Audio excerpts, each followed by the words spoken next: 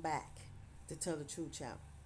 Please like, share my content on YouTube, Facebook, Instagram, and whatever content that y'all go on. I appreciate that very much. I am in Jesus and Jesus is in me. All right. Now, I come to start this video over that I had talked about how I take care of my grandkids. I messed it up on there. So I want to make it very clear to y'all on how I take care of my grandkids because I messed it up, so I want to get it right. So I just want to let y'all know that, like I said, I raised up my children's, and the way I raised them up, it was good. I didn't have too much problem with my babies when they was young because I did it in according to my way and my grandmother's way. She told me exactly what to do, and as she was telling me what to do, I followed her wishes into raising up my babies.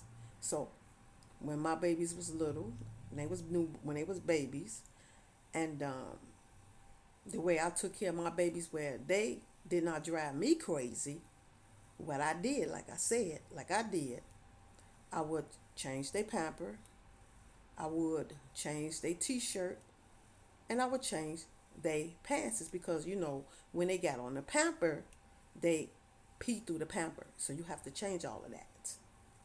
And I make sure I have the bottle fixed, like cereal in their bottles, because like when they like 4 months, they can eat cereal in the bottle. So I put the cereal in the bottle, put the milk in there because they got this little what's the name out that y'all use now that y'all pour the milk in and it warm up the bottle and everything, make the milk, warm for the baby.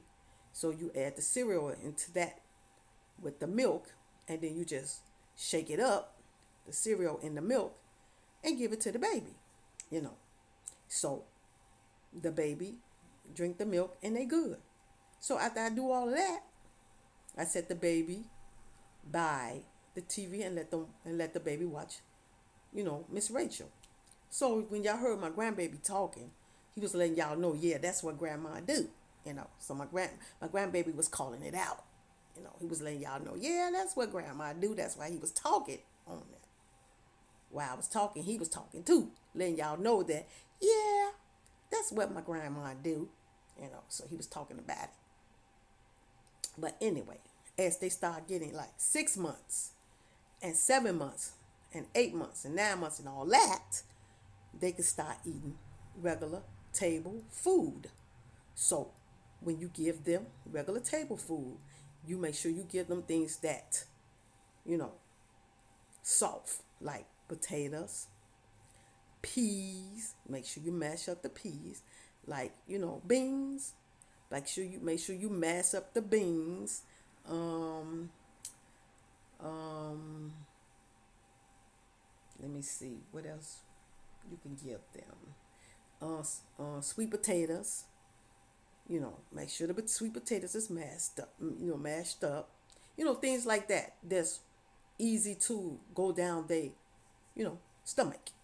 Don't give them nothing that they got to crunch and chew because they can't eat that. They still babies. They just not getting their teeth coming in because their teeth always start from the bottom. So, you know, they can't eat, hard stuff. You get what I'm saying here?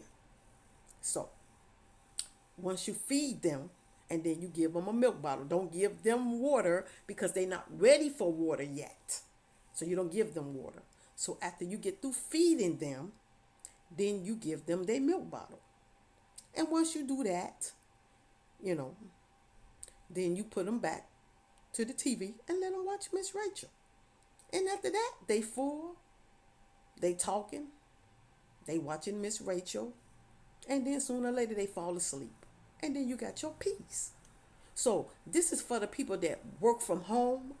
That's what you could do too when you're working from home. Make sure you have everything set out. So when the baby wake up, you have everything together. Have his pamper, his t-shirt, his pants, everything, his bib, everything, dry stuff to put on him. or her. And when you do all of that and feed them and put them under the TV and let them watch whatever they want to watch, then they're gonna be quiet. They're gonna talk for a little bit, and then next you know, you look back at them, and they knocked out sleep. So that's what I do. So I make sure I have everything together because I don't like it when my babies cry. I don't want to hear all that. I don't want to hear all that. So I make sure I have everything ready for them. So even when they sleep and when they get ready to wake up, I make sure I have their bottle ready for them because I know the time they about to wake up. So I have that bottle ready. I have the pamper ready, and I change them and everything. Once I change them, then I give them the bottle again, and then they cool. So if you don't want to hear all that noise, you got to make sure you got everything right there for them. Don't wait till you got to hear them cry. No, you don't want to hear them cry. Just make sure you got the stuff right there. And once you got the stuff right there, and soon as they wake up, change them right quick, give them their bottle. Because, at 6 months and 7 months and all that, they know how to hold their own bottle. So you give them their bottle, let them drink it while they watching Miss Rachel, and you good. So that means you can go back to work, do what you got to do, because they give you like an hour or two to do what you got to do. And sometimes that hour or two goes over a little bit more because they fall asleep. And then when they fall asleep, you take them out the chair. Don't leave them in the chair. Take them out the chair and put them in the bed. And when you put them in the bed, they sleep even longer. That's how you do that. That's how you do that. So a dry baby is a good baby. A baby that's not dry is not a good baby. So another thing, make sure you don't keep that pamper on when that baby is wet because you don't want that baby to get chafed. Because once that baby get chafed, you think that baby cry now? If that baby get chafed, that baby gonna drive you crazy. So you don't want the baby to get chafed. So make sure when you know that pamper is wet, change it. I'm not saying wait till it's just a little bit wet. No. Make sure it's wet just enough to take off the baby booty because you ain't got the money like that to keep buying Pampers. You get what I'm saying? You don't have money like that to keep buying Pampers. So you let the pamper get wet a little bit more and then you change the pamper. That's how you do that. And then once you change the pamper and give the baby the bottle, the baby's good. No more crying. Because like I said, you don't want to spoil a baby. So once you feed the baby and the baby good, don't pick up the baby unless the baby wants you to pick them up for a little bit and play with them. So you play with them for a little bit. You play with her for a little bit. Then you put them back in the chair. Give them back their bottle. Let them watch Miss Rachel. They good. But if you keep holding the baby, and then the baby gets spoiled, then you want to go somewhere and then you want somebody to keep the baby. But no, nobody ain't going to keep the baby because don't nobody want to deal with no spoiled babies. No. Don't nobody want to deal with a spoiled baby. So the best thing you can do is not spoil your baby. Then you won't have no problem with nobody keeping your baby. That's how you do that. Don't spoil the baby. Because I'm going to tell you, once you get a spoiled baby, it's hard for that baby to get unspoiled. That means you got to let that baby cry. And when you let that baby cry, then it'll take time for the baby to get unspoiled. But once you get that baby from unspoiled, don't spoil the baby again. So you tell people when they come over to see you, you let them hold the baby for a little while. But then you say, no, okay, that's enough now. Because I don't want my baby spoiled. Because them people will hold your baby till your baby gets spoiled. And then you got to deal with it at the end of the day. And you don't want to deal with that. Because once they go home, you got to deal with it. Not them. You do. So you got to think about it. Don't let nobody come over there holding your baby like that and spoiling your baby. And then you got to deal with all the crying and all that stuff. And then nobody else don't want to watch your baby because they the one spoiled the baby. So make sure you don't let nobody spoil your baby. That's how you do that.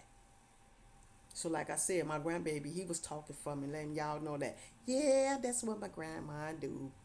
She make sure she got me on point. make sure everything is good for me. So I just sit there, enjoy myself. Because, like I say, a dry baby is a good baby. That's how that goes. You know, that's how that goes. So, I just want to let y'all know that's how you do that. That's what I do. Now, that's just some little bit of something I was just telling y'all, because it's up to y'all if y'all want to do that. This is for the single fathers and the mothers is just starting out to be mothers. You know, it's up to y'all. That's just, my point of view. And it's up to y'all. If y'all want to take it or not, it's up to y'all.